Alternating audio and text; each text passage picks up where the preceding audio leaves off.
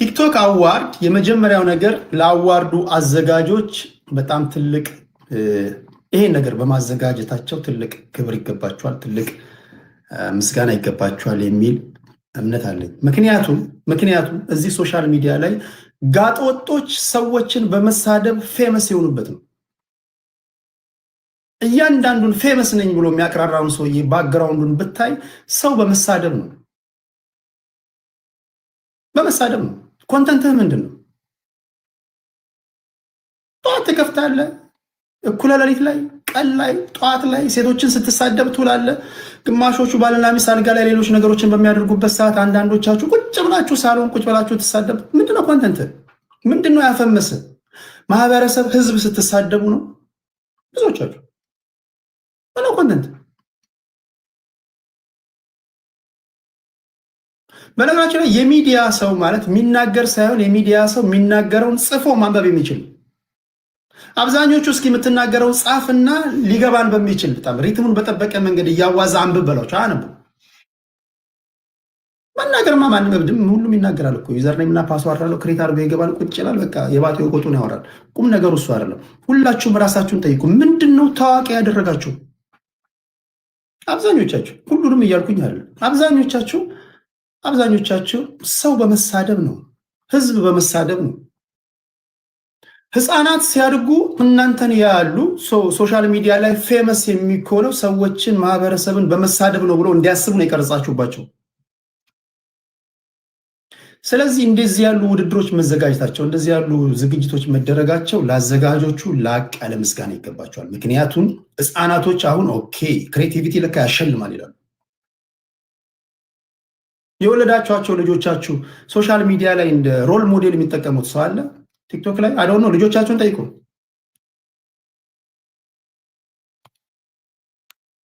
ልጆቻችሁ ሶሻል ሚዲያ ላይ እንትናን መሆን ነው የምፈልገው ይሏችኋል?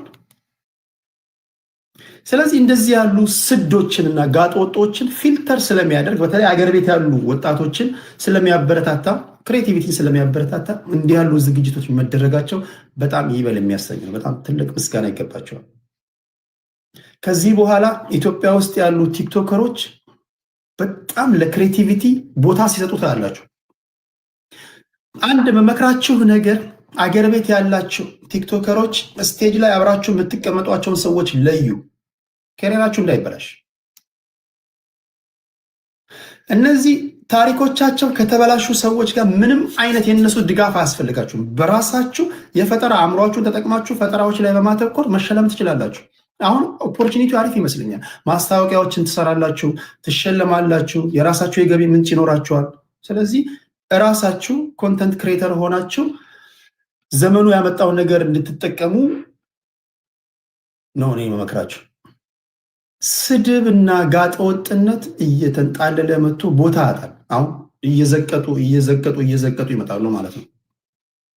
ከዚህ በኋላ ኢትዮጵያ ውስጥ የምታዩዋቸው ቲክቶከሮች እርስ በርሳቸው ቢፎካከሩ ይመስለኛል በክሬቲቪቲ።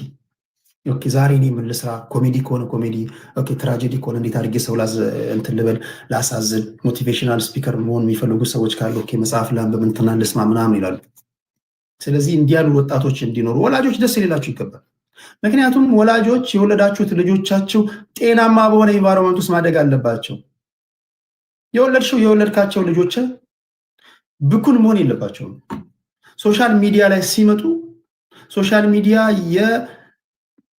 የገቢ ምንጭና የእውቅና መንገድ እንደሆነ ነው እንዲገባቸው የሚጠበቀው፣ ወይም ደግሞ እንዲያውቁት መደረግ ያለበት ብዬ ማሰብ። ይህንን ካልኩኝ በኋላ አንድ አስቂኝ ከሆነው ነገር ልጀምር። ሁለት ባለባበሳቸው አይነገብ ቢሆኑ አንድ ሴት አይቻለሁ፣ አንድ ወንድ አይቻለሁ። የሴቷን አለባበስ እንዴት አያችሁ ብዬ ቴሌግራም ላይ ጠይቄያቸዋለሁ። ብዙዎቻችሁ ተሳትፋችኋል። ኢቫን ነው የምትባለው። እንደገና የወንዱን ፖስትቼላችኋለሁ።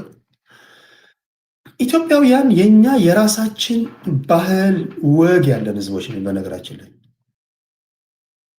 እኔ የሚገባኝ እንደዛ ነው።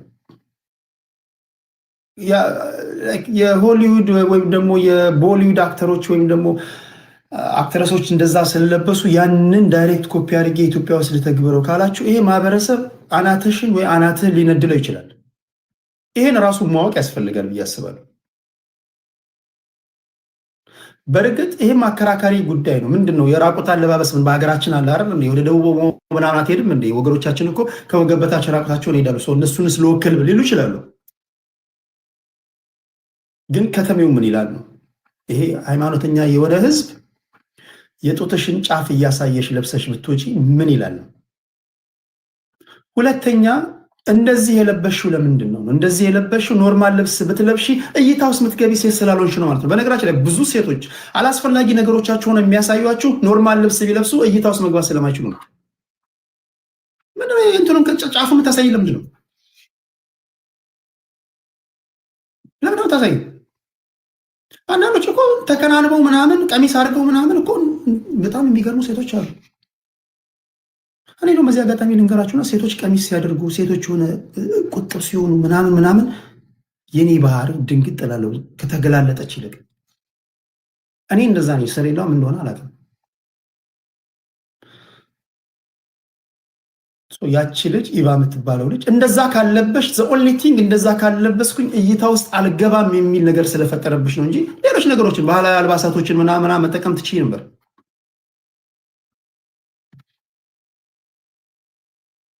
ሁለተኛ አንድ ወንድ አለ የሴት እህቶቻችንን ቦርሳ የያዘ ጃኒ ነው የሚባለው። ለምን እንደዛ እንደለበሰ አላውቅም። ቴዲ ቴሌግራም ምን ላይ ነው የሚገኘው? ቴሌግራም የሚገኘው ቴሌግራም ላይ ነው። ቴዲ ሐዋሳ ብለህ ጻፍ።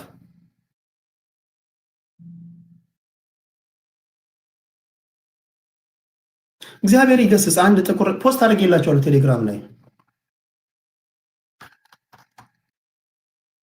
ቦርሳ ይዟል። አይ ዶንት ኖ ፋሽን ነው አላውቅም። ማህበረሰባችን እኛ እንደዚህ አይደለንም። አንድ ይኸውላችሁ የእርድና መጀመሪያው የሰዎችን አኗኗር ማወቅ ነው። መጀመሪያ ኢትዮጵያውያን እኛ እንዴት ነን? እኔ ለምሳሌ ያለሁበት ካናዳ ነው። ኦኬ ካናዳ የማይሆን ነገር ዳይሬክትሊ አገር ቤት ልተግበሩ ብሎ አይሆንም። እኛ ጎረቤቶቻችን የግድ ባይወልዱንም እየቀጡን እየገረፉን ያሳደገን ልጆች ነን። በነገራችን ኢትዮጵያ ውስጥ አብዛኞቻችሁ እንደምታውቁት የኔ ልጅ ነው እንዲባል ይላሉ እንጂ ወላጆቻችን እየቀጡ እየገረፉ ያሳደጉን የጎረቤት ሰዎች ናቸው። የራሳችን ባህል አለን፣ ሃይማኖት አለን፣ ወግ አለን፣ ታቡ የሚባል ነገር አለ። ዝም ብለህ ከሀገር ውጭ ያለውን ነገር ኮፒ አድርገህ ሀገር ቤት አታመጣም። ሶስተኛው ጆሲ ነው። የዚህ ትንሽ ያስቃል። እስኪ ላስደምጣችሁ፣ ወደ ዋናው ሽልማት እመጣለሁ። ሙሉ ለሙሉ ቀይ ለብሷል። ቀይ የለበሰበት ግን እኔ ቀይ የለበሰው ለምንድን ነው ብዬ የራሴን መላምት እያስቀምጥኩ ነበር እስክሰማ ድረስ ኢንተርቪውን። ለካሱ ቀይ የለበሰው ለሌላ ነው። እኔ ቀይ የለበሰው ለምንድን ነው? የሚጥሚጣ መወደድን ሊያሳይ ነው፣ ቦግ ብሎ እንዲታይ ፈልጎ ነው ምናምን ብዬ ብዙ መላምት እየሰጠው ነበር። ግን የሰጠውን ምላሽ ሲሰማ እኔ አልጠበቅኩም። ይሄ ቴሌግራም ላይ አላችሁ፣ እስኪ የሚለውን ልስማ። እናቴን ያሳደገችኝ ሰው ሴቶች በየወሩ የሚያዩት ነገር አለ። ሰው ደግሞ ፔኑን ያው በምሰማው አውቀዋለሁ እና ያንን ሲምቦል ለማድረግ ነው አበቦቹ። ቀዩ ደግሞ ያው እናቴን ያሳደገች። ሙሉ ለሙሉ ቀይ የለበስኩት የወር አበባ ደርሶብኝ በአቅም ፔኑን ሲባል ስለምሰማ ያለ ማስታወስ ነው። ከምንም ነገር ተነስተ የወር አበባ ነው እዛ ዝባል ምን ያገናኘዋል? ከምንም ተነስተ አሁን በወር አበባ ጉዳይ ላይ ምንም ያወራ ሰው የለም ወይ? የወር አበባ በመታየቱ አንድ አደጋ የደረሰባት ሴት በዜና አልተነገረችም። ዝም ብለህ ከቤት ተነስተ ሲመስለኝ ዝም ብሎ ነው ለብሶ የወጣው። ሲያየው ቀይ በቀይ ሆኗል። እንዴ ምን ሆነሻል አንቺ ፍሬንድ? እንዴ ማንስትሬሽን ምናምን ታያለሽ እንዴ ምናምን ሲለው እዛው ገጣጠሙ። እንደዛ ይመስለኛል። አንዳንድ ሰዎች እንደዛ ናቸው። ጀስት ኢንተርቪው ሳለ እንደም ቀይ የለበስከው ነው ስለው ቅድም ለካ የሆነ ሰው ቀይ በቀይ ለብሰሻል አንቺ ምንድን ነው እንዴ? ኧረ ሰው ማንስትሬሽን ታያለሽ ምናምን ይልሻል ሲለው ቀየራት። እንደዛ ይመስለኛል። እኔ ቀይ በቀይ የለበስኩት ሴቶች ላይ የሚደርሰውን የወር አበባ ምን ሆነ? የወር አበባ ሴቶች ምን አሉ? የወር አበባ አግዘን አሉ፣ ድምፅ ሆነን አሉ። ምን የወር አበባ ምንድን ነው የተለየ ነገር አልገባኝ። ምንድን ነው የወር አበባ? ምን አጀንዳ ነው? የወቅቱ አጀንዳ ነው? እሺ አንተስ ሲሆን ቀይ የለበስከው የወር አበባ ነው። ኦኬ በቃ ሲምቦላይዝ ለማድረግ ነው አልክ። ጋርዱ ምንድን ነው? ሞዴስ ነው? ከኋላ የቆመው ጋርዱ ምንድን ነው? እሱ ምን ሲምቦላይዝ ለማድረግ ነው? እንዲህ እያለ የሚራመደው? አንድ ጋርድ አለ ቴሌግራም ላይ አስቀምጬላችኋለሁ። ምክንያቱም እኔ የወር አበባ እንትን ለማለት ነው ለማሳየት ነው ምናምን ካለ ኦኬ፣ ጋርዱስ ምንድን ነው? ትክክለኛ ጥያቄ ነው።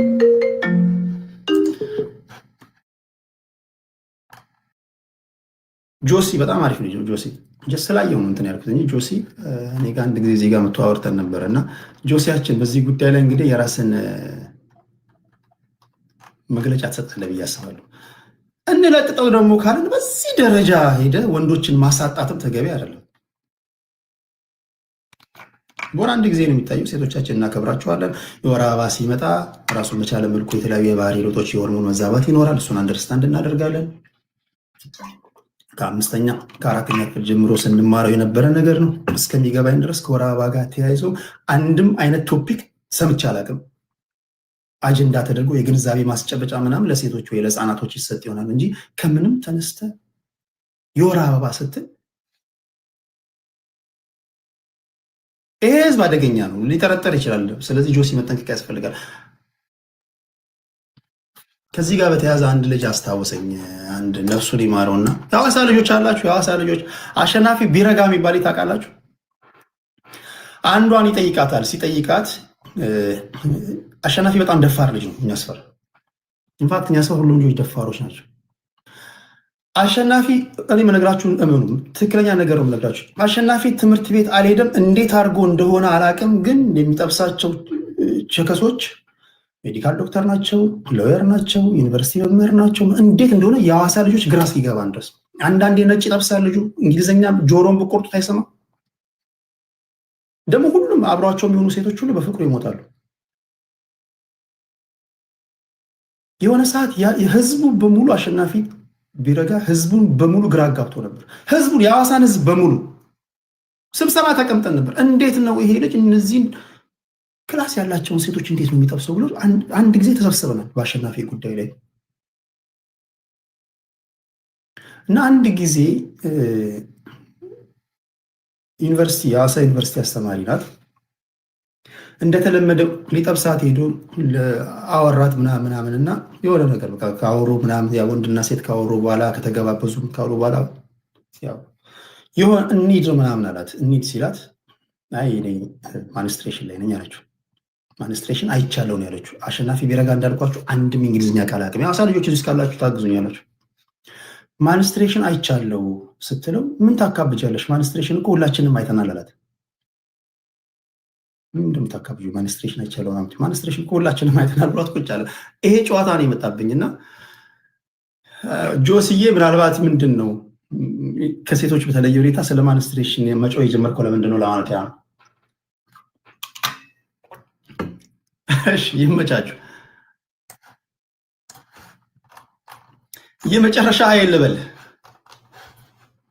አይ ማንስትሬሽን ብሎ ታካብጁ ማንስትሬሽን እኮ እኛም አይተናል። እሱ ሌላ ነገር መስሎታል ማንስትሬሽን። እሺ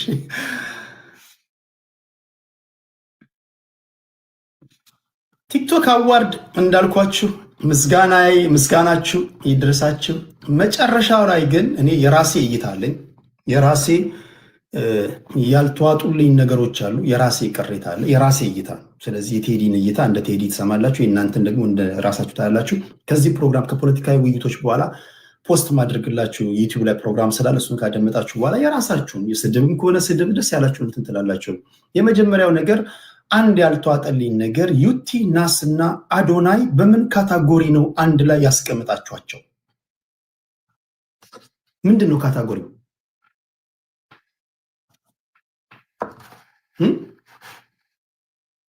እስቲ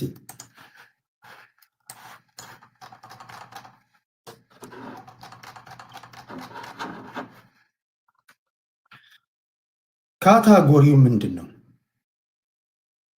እሺ ላንብብላችሁ። የመጀመሪያው ምርጥ አዝናኝ ይዘት ወንድ፣ ምርጥ አዝናኝ ይዘት ሴት። አዝናኝ ሲባል በመዝናኛ ዘርፍ ማለት ነው። ምርጥ ዳንስ አቅራቢ፣ ምርጥ አርትዖትና ኤዲቲንግ፣ ምርጥ ሙዚቀኛ አዘጋጅ፣ ምርጥ አርቲስት፣ ገጣሚ፣ ሰዓሊ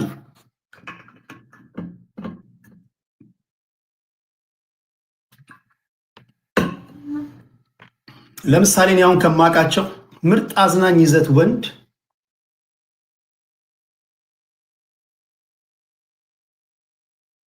አዝናኝ ይዘት አሁን አንድ የመጣ ልጅ አለ።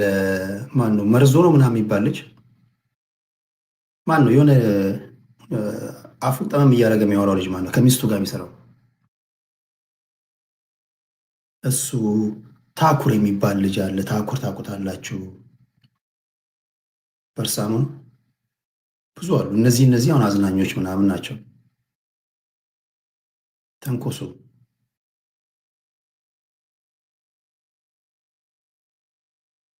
ምርጥ አዝናኝ ሴት ደግሞ ሲባል እዚህ ውስጥ ዩቲ ትገባለች። በጣም አዝናኝ ሴት ናት። ስለሷ በጣም የምናገረው ነገር አለ። አዝናኝ ሴት ኢትዮጵያ ውስጥ ካሉ እስኪ አግዙኝ። እሺ ይገባቸዋል። ምርጥ አርትዖትና ኤዲቲንግ ስራ ላይ በአርትዖትና በኤዲቲንግ ውስጥ ያሉ አሉ። ምርጥ ሙዚቀኛ አዘጋጅ፣ አንዳንድ ጊዜ ስንዘፍን ወይም ደግሞ ሲዘፍኑ ሰዎች ያንን በሙዚቃ አቀናብረው ምናምን ፖስት የሚያደርጉ አሉ። ምርጥ ገጣሚ ሲባል አሉ።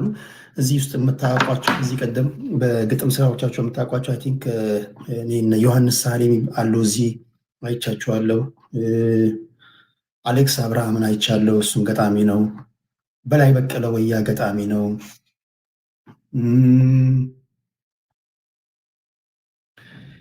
ምርጥ በጎ አድራጊ ሰው፣ ምርጥ የሀገሪቱ ወይም ደግሞ ኢትዮጵያ ውስጥ በጎ አድራጊ። ክብራትና ክብራት፣ እነዚህ በጎ አድራጊ የሚባሉ ሰዎችን በአንድ አይናቸው ያቸው እንዲያዋቸው። ቴዲ እንደዚህ ይው ብሎናል በሉ፣ ግድ የላችሁም። ለክፉም ለደጉም እንዲያዋቸው።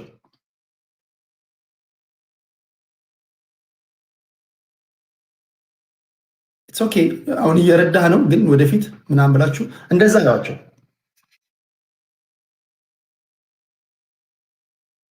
ምርጥ መረጃ ሰጪ ይዘት እነ ብሩክ ኒውስ፣ እንደገና ደግሞ ዋናው የታሰረው ልጅ ሄኖክ ሰለሞን። ምርጥ የጤናና የሕክምና ይዘት ዘርፎች፣ ሕክምና ሰዎች። አሁን የኔ ጥያቄ ዩቲንና አዶንያስን በምን ዘርፍ ነው ያካትታቸዋቸው? አዶንያስ ሙሴ ሰለሞን፣ አዶናይ ሞቲቬሽናል ስፒከር ነው። ተስፋ የቆረጡ ሰዎችን፣ በልዩ ልዩ ችግር ውስጥ ያሉ ሰዎችን አንዳንዴም የራሱን ችግር እያጣቀሰ በመናገር ሰዎች ከገቡበት ነገር እንዲወጡ ያደርጋል። ቲክቶክ ላይ 3.6 ሚሊዮን ፎሎወር አለው። ዩቲዩብ 2.5 ሚሊዮን ፎሎወር አላት። አሁን ህዝብ የመረጠው ነው አላችሁ። ኢትዮጵያ ውስጥ ህዝብ ዘመናችንን እንደ ህዝብ ስንሳሳት የኖረን ህዝቦች ነን። ህዝብ ይከበራል። ህዝብ ግን በደንብ ይሳሳታል። አይሳሳትም? ህዝብን የሚያሳስቱት ግለሰቦች ናቸው። ህዝብን የሚያሳስቱት ግለሰቦች ናቸው። የኛ ህዝብ ዘመናችንን ስንሳሳት ሊኖር ነው እንደ ህዝብ። 1953 ላይ ጃንሆይ ወደ ብራዚል ሲሄዱ ጃንሆይ ከመፈንቅለ መንግስት ተደረገባቸው ሲባል ይሄው ህዝብ እሰይ ግደሏቸው ብሎ ሰልፍ ወጥቷል። ከሸፈ መፈንቅለ መንግስቱ እኮ ከሸፈ። እነ ግርማሜ ነዋይና መንግስቱ ነዋይ ተያዙ ሲባል ግደሏቸው እግዚአብሔር እንደው ጠበቃቸዋል። ይሄው ህዝብ ራሱ። እንደገና 1967 ላይ ጃንሆይ ከ3ኛ ክፍለ ጦር በመጡ ሰዎች ከስልጣናቸው ወደቁ ሲባል ኃይሌ ሌባ ብሏል። ይሄው ህዝብ ሲያከብረው የነበረ ለ47 ለ45 ዓመታት ኢትዮጵያን ሲያስተዳድሩ የነበሩ ማከብራቸው ንጉስ ቀንጥሏቸው ከ3ኛ ክፍለ ጦር የመጡ ሰዎች ሲጥሏቸው ኃይሌ ነው ያሉት። ኃይሌ ሌባ። አንተ የህዝብ ሲሰቅልህ መፍራት አለብህ። እኔ ብቻ ነኝ ባህሪያችሁ ማቀው እንዴት መራመድ እንዳለብኝ። እኔ አለቅት ስትሰቅሉኝ እኔ እፈራለሁ አውቃለሁ። ኢንፋክት እኔ እንዴት መራመድ እንዳለብኝ አውቃለሁ። አንዳንድ ጊዜ ወደ ላይ የምንሰቅልህ ስንፈጠፍጥ አጥንት እንዳይገኝ ነው። ስለዚህ አንዳንዶቻችሁ መሬት ጠበበን አትበሉ። መሬት ጠበበን አትበሉ አደራ። የሆነ ዝና ምናምን ሲመጣ አጥንት እንዳይገኝ ልንሰብርህ ነው። እንደዛ ነው የምንሰራው። አጥንት እንዳይገኝ ውድላ ይሰጥሏል። ውድላ አዶናይ አዶናይ አዶናይ ጠብቁ እንዴት እንደሚያደርግ። ከዛ በኋላ እንግዲህ ተፈሪ መኮንን ከወደቁ በኋላ ደርጎች ስልሳዎቹን ሲያስሯቸው ግደሏቸው ግደሏቸው ግደሏቸው። እነዚህ የወሎን ህዝብ በረሃብ የጨረሱ የኢትዮጵያን ህዝብ የፈጁ የኢትዮጵያን በአጥንት ያስቀሩ ረሽኗቸው ረሽኗቸው አለው። እንግዲህ ደርጎች ሲናገሩ እንደሰማችሁት በንዑስ ደርጎች ተደፍቀን ስልሳዎችን ረሸናቸው አሉ። ህዝቡ እንዲገላቸው ሰልፍ ወጥቶ ጠይቋል። ከተገደሉም በኋላ እግዚኦ ሰው በላ ገደሏቸው ረሽኗቸው እንዴት ያሉትን ያለው ይሄ ህዝብ ነው። 1983 ላይ መንግስቱ ኃይለማርያም ላይ ምስራቅ ጀርመን በነበረ ሰዓት መፈንቅለ መንግስት ተደረገ ሲባል መንግስቱ ሌባ ከሸፈ ሲባል መንጌ እንኳን እግዚአብሔር አተረፈ ያለው ይሄ ህዝብ ነው። 1983 መንግስቱ ሲወገዱ ኢህአዴግን አጨብጭቦ የተቀበለው ይሄ ህዝብ ነው። 97 ላይ ሰልፍ ወጥቷል። ገዢው ፓርቲ ሲጠራ ሰልፍ ወጥቷል። ፖይንቱ ምንድን ነው? ህዝብ የሚመራው በግለሰቦች ነው። ኦፒኒየን ሊደሮች አሉ። ኢንፊልትሬት አድርገው ገብተው ጥሞናን ይሰልባሉ። ለምሳሌ የህዝብ ድምፅ ነው የወሰድነው ካልክ ህዝብ ይሳሳታል። ህዝብ አሁን የኛ ህዝብ በቃ ጊዜ ያሳየው በቃ አምታታው በከተማ ምናምን ጫወት ከሆነ የተቸገሩ ምትረዳ ከሆነ አንድ ቁስለኛ ምናምን ካጠብክ ምናምን በቃ ነፍሴን ብለው ይላል። ጤሮን ኬር ሰውየው ፔጁ ላይ ታይምላይኑ ላይ ገብታችሁ ምንድን ነው የሰራው ነገር ብትላቸው ከ10ሩ 8ቱ አይነግሩም። ለምሳሌ አዶናይ ታይምላይን ላይ ገብታችሁ ቲክቶኩ ላይ የአዶናይን ቪዲዮ ፖስቶችና ዩቲ ላይ ገብታችሁ የዩቲን ፖስቶች እዩና ግራ ቀኙን አይታችሁ ፍርድ ስጡ የተባለው ክሬቲቪቲ አይደለ? ከሁለቱ ክሬቲቭ ማን ነው? አብዛኞቹ ግን ይሄን አድርጉ። አብዛኞቹ የሚያደርጉት ማዕበሉ ነው የሚያዩት። አንዳንዱ ይከተላል፣ አንዳንዱ ፎቶ ለመነሳት ምናምን የሚሮጡ፣ አንዳንዱ በአባቱም በአጎቱም በእህቱም ድምፅ ሲሰጥ የነበረው በዛች ሞመንት ለተፈጠረችው። ከዚህ ጋር በተያያዘ ባለሙያዎች መግባት ነበረባቸው። አሁን ገና ህዝብ እኮ ድምፅ ከሰጠ በኋላ ነው አዶናይ ምንድን ነው የሰራው የአዶናይ ቆይ ምናምን ብሎ መፈለግ ጀምሯል። አንዳንዱ ቆይ ምንድን ነው የተናገረው ንግግር እያለ ድምፅ ከሰጠ በኋላ ነው የሚያ ወይም ደግሞ ከጨፈረ በኋላ ነው የኛ ህዝብ የሚያው። የኛ ህዝብ ከገደለ በኋላ ነው ንጹህ አይደለም የሚለው የሚያጣራል። ዩቲ በኢትዮጵያ የጥበብ ታሪክ በኢትዮጵያ የፈጠራ ታሪክ እርድ ተፈጽሞባታል።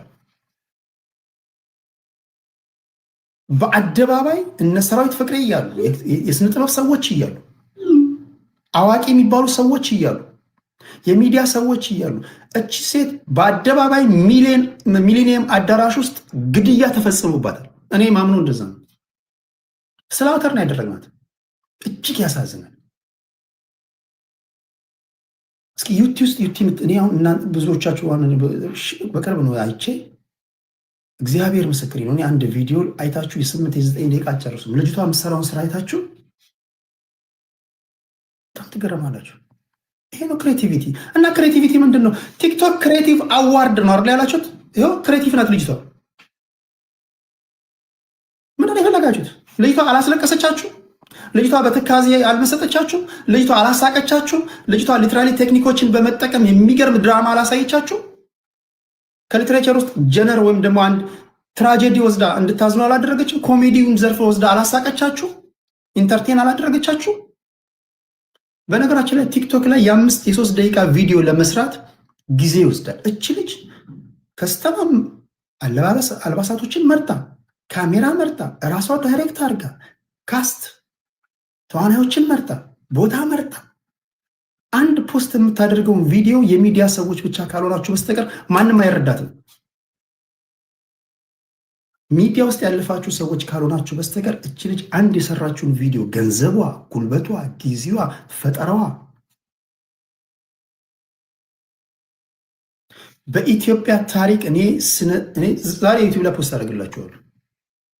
ፈጠራ በማጅራቱ ነው የታረደው ኢትዮጵያ ውስጥ። በጣም ነው የሚያሳዝነው።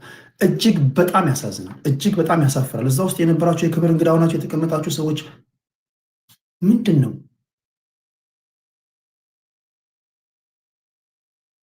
ኦኬ ሰራዊት ፍቅሬ ኦኬ ሰራዊት ፍቅሬ የምናከብረው ሰው ነው። ሰራዊት ፍቅሬ ወታደር ነው። ኦኬ 10 አለቃ ነው፣ 100 አለቃ ነው። ኦኬ እሱም ተሳትፎም ላይኖረው ይችላል። ስለ ስነ ጥበብ ውስጥ ሰማያዊ ፈረስን ጽፏል። በጣም ትልቅ ሰው ነው። አድቫይስ ጠይቀውትም ላይሆን ይችላል። ሮማን የተከበረች ሚስቱ አለች፣ እሷንም ጠይቋት ላይሆን ይችላል። እነ ኤልሳ የሚባሉ ጋዜጠኞች አሉ፣ እነሱም ተጠይቀው ላይሆን ይችላል። ግን እኔ በህይወቴ እንደዚህ ፈጠራ ግድያ ሲፈጸምበት አይቻልም። አሁን የምናገረው ንግግር ውሸት ነው እውነት ነው? አዶናይ ታይም ላይን ላይ ገብታችሁ ቲክቶክ ላይ እስከ መጨረሻው ድረስ ወርዳችሁ አዶናይ የሰራውን ስራዎችና ዩቲ የሰራችውን ስራ ከዛ የቲክቶክ አዋርድ ሰዎች የተናገሩትን ላንብብላችሁ። ኦገስት 21 ላይ ነው ቲክቶክ ክሬቲቭ አዋርድ አዘጋጆቹ ይሄን ብለው ነበር። ሶስተኛው የቲክቶክ ክሬቲቭ አዋርድ የፊታችን ህዳር 13 ቀን 2018 ዓ.ም እንደሚካሄድ አዘጋጆቹ ገለጹ ይላሉ። ይህ ውድድርና ሽልማት ስነስርዓት የወጣቶችን የፈጠራ ችሎታ እግዚአብሔር ያሳያችሁ፣ ልብ በሉ። ይህ የውድድርና ሽልማት ስነስርዓት የወጣቶችን የፈጠራ ችሎታ ከማበረታታት ባለፈ የሀገርን ገጽታ መገንባት ረገድ አስተዋጽኦ አለው ሲሉ አዘጋጆቹ ገልጸዋል። ይህ የውድድርና የሽልማት ስነስርዓት ይሄ ውድድሩ ሳይደረግ በፊት መግለጫ የሰጡበት ነው። ይህ የውድድርና የሽልማት ስነስርዓት የወጣቶችን የፈጠራ ችሎታ ይህ የውድድርና የሽልማት ስነስርዓት የወጣቶችን የፈጠራ ችሎታ ከማበረታታት ባለፈ ለሀገራችን ጥሩ ገጽታን የሚፈጥርና በችሎታቸው ሀገርን በጥሩ ስም ማስጠራት የሚችሉ እንዲሁም ሰላምን በዲጂታል መረብ የሚያስተዋውቁ ወጣቶችን ለማበረታታት ያለመ ነው። እያንዳንዱን ነገር ዩቲ ታሟላለች። ዩቲ የምትባለች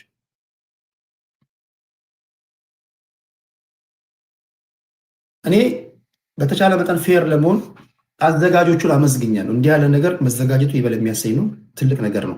ነገር ግን ታሪክ የማይረሳው በደል ፈጽማቸዋል። ፈጠራ ላይ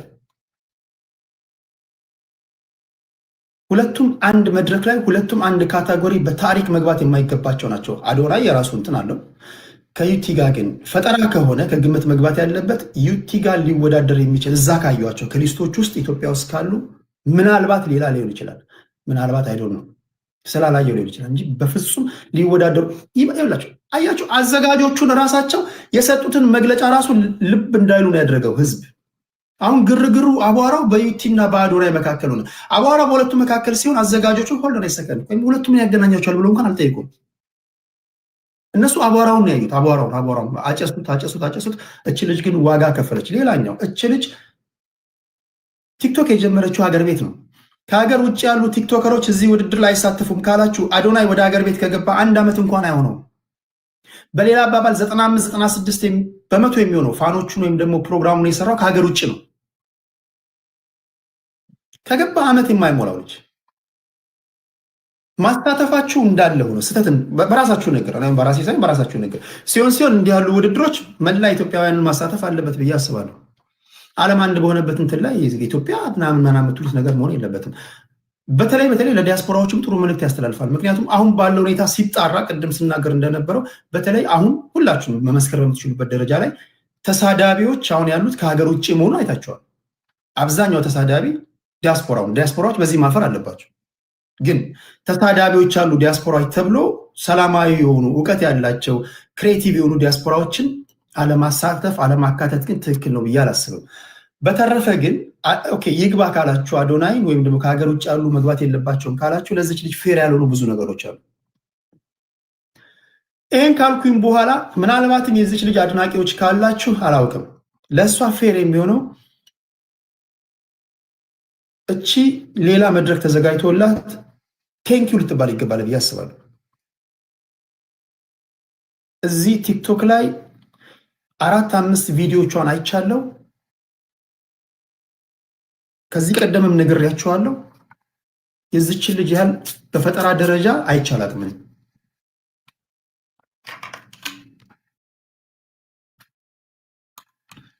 አዶናይ በማነቃቃቱ ረገድ ለምን አነቃቃት? እሱም ደፋር ነው። ለምሳሌ በቀን 5 ጊዜ 6 ጊዜ ሴጋ መታ ነበር ይላል። ይህንን መናገር ጥሩ ነው። ማይናገር ብዙ አለ። ስለዚህ ይህንን ተናግሮ ህዝብ ለማዳን ለማስተማር መንቀሳቀሱ መወሰኑ ተገቢ ነገር ነው። ተገቢ ነው።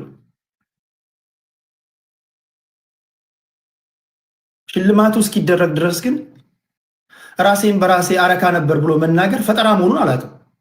ፈጠራ ነው እንዴ? እንደዛ ከሆነማ ታዲያ ራሴን በራሴ እንትን ምንድነው ኩከምበር ምናምን ከታለው የሚሉትን በፈጠራዎች መካተት አለባቸው። አሰበ ራስን ኦኬ እኔ ያው ምስክር ነኝ ወገኖቼ፣ በቀን 5 ጊዜ እደበድብ ነበር፣ ስለዚህ ይሄ ጥሩ አይደለም ምናምን ብላችሁ ይሄ አሁን ሰዓት ደምሴ በአንድ ወቅት እኔ ለ5 ለ4 ደፍረውኛል ብላ ራሷን መስዋዕት አደረገች፣ አስተማረች። ይሄ ፈጠራ አይደለም። እንዴት ነው እኔ የስነ ጽሁፍ ተማሪ ነኝ፣ እኔ ሚዲያ ሰው ነኝ። ምኑን ነው ከፈጠራ ጋር የያዛችሁት? ምንድን ነው?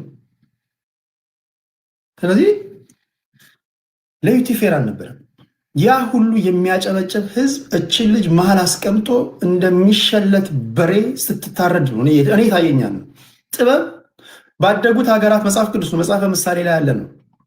ጥበብ በጎዳና ላይ ትጣራለች፣ የሌላ ሀገር ዜጎች ይሰሟታል፣ ይመልሱላታል። ኢትዮጵያውያን ግን ቀብረዋታል።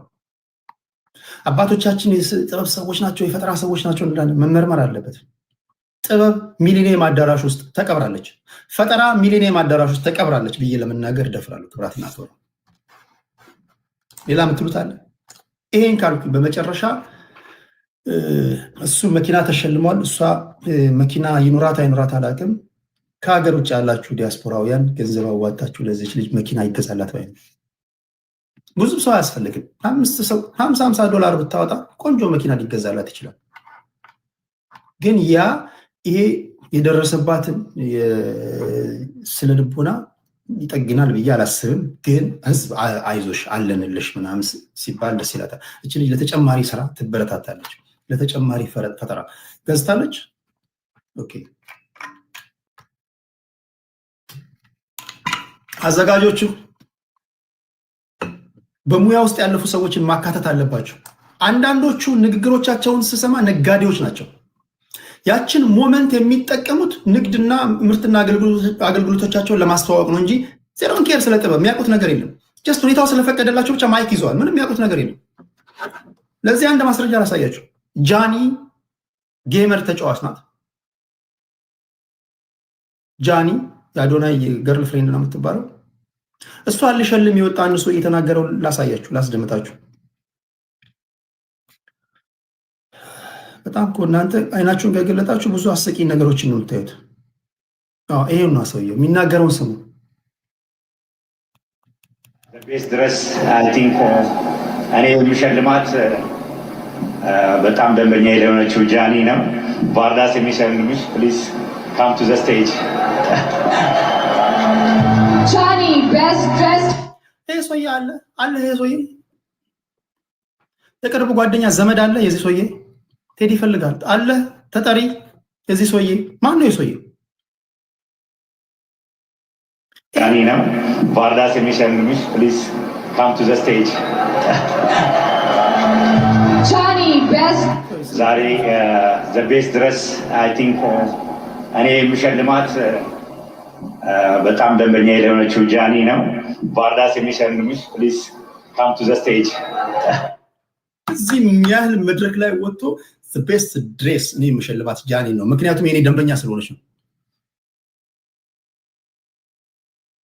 ደንበኛ ስለሆነች ነው የምሸልማት፣ ካንተ ስለገዛች ነው። እንደዛ ከሆነማ ታዲያ ቲክቶከሮች እዛ ለሽልማት የታጩ የሚበሉበት ምግብ ቤት ምናምን አንዳንድ ጉርሻ ይዘው መጥተው እንትና የምሸልመው ጥሩ ተመጋቢ ነው እኔ ጋር መጥቶ ስለሚበላ ነው ብሎ ማስታወቂያ ይስሩ። ምንድናቸው እኚህ ሰዎች? ግን ጥሩ ነገር ጀምረው እንዲህ ባሉ ዝርክርክ ሰዎች ያበላሹታል። የኔ ደንበኛ ስለሆነች ሌሎች ውሳ እንደኛ እኮ ገለልተኛ ሰው መርጣችሁ ጥሩ የለበሰ ዛሬ ለዚህ ኢቨንት ለዚህ ዝግጅት ጥሩ ለብሶ የመጣ ማን ነው ብላችሁ መርጣችሁ እኮ መሸለሙ መስሎ ነው። ለካ ካንተ ስለገዛች ነው እንዴ? ሁለተኛ እንደዚህ አይነት መድረክ ላይ እንዳትወጣ ተብሎ የሰውዬ ሊገረፍ ይገባል፣ ወይም ደግሞ ማስጠንቀቂያ ሊሰጠው ይገባል። አንተ መድረክ አታበላሽ። ስትናገር አሪፍ ንግግሮች እኮ አሉ ብትናገርበት መንገድ። በነገራችን ላይ ጃንዬ በጣም ነው የምወዳት፣ በጣም ነው የምወዳት። በጣም ደስ የምትል ልጅ ናት። ለሰውነቷ ምናምን ተስማሚ የሆኑ ልብሶችን ትለብሳለች። አመራረጧ ደስ ይለኛል። ይህን የምናገረው ከኔ ስለገዛች ስለሆነ አይደለም። ቀብርና ማስታወቂያ የሚል አንድ በእውቀቱ ስዩም የሰራው ኮሜዲያ አለ። ለዚህ ምቹ ነው። ማስታወቂያ በተለያዩ መንገዶች ትሰራለህ። ሰገጤ መሆን የለብህም እኮ። ከኔ ስለገዛች ነው መሸልማት አይባልም። ቫርዳስ ክለብ ነው። ስለዚህ የሸለምካት አንተ ጋር መታ ስለምጨፍር ሊሆን ይችላል ማለት ነው። አላውቅም። የክለብ ባለቤት ነው ከኔ ስለገዛችሁ ሌሎቻችሁ ማትሸለሙት ከሱ ስላልገዛችሁ ነው ማለት ነው።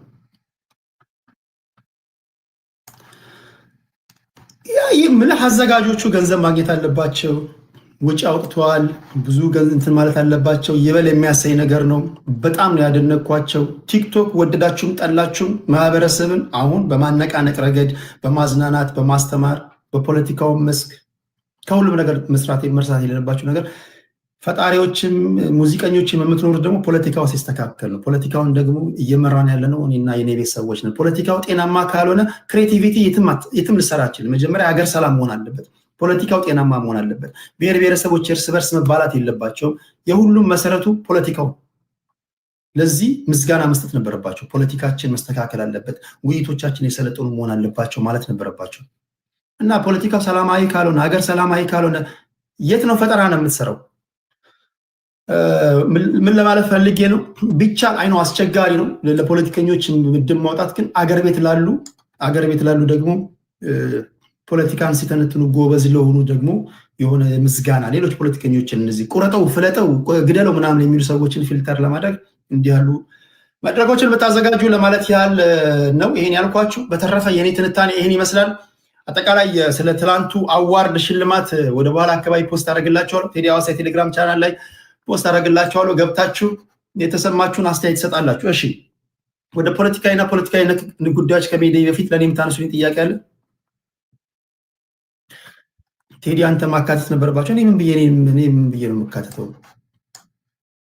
አንደኛ እኔ ያለሁት ሀገር ቤት ነው፣